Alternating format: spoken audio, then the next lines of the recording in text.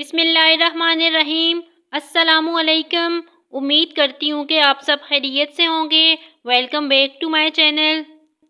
حضرت سیدنا ابو امامہ رضی اللہ تعالی عنہ سے روایت ہے کہ رسول اللہ صلی اللہ علیہ وآلہ وسلم نے فرمایا، جس شخص نے ہر فرض نماز کے بعد آیت الکرسی پڑھی، اسے جنت میں داخل ہونے سے صرف موت نے روک رکھا ہے، یعنی وہ مرتے ہی جنت میں داخل ہو جائے گا۔ وہ شخص مومن نہیں جو خود تو پیٹ بھر کے کھائے مگر اس کا پڑوسی بھوکا ہو۔ رسول اللہ صلی اللہ علیہ وآلہ وسلم نے فرمایا، صرف 3 جگہ پر جھوٹ جائز اور حلال ہے۔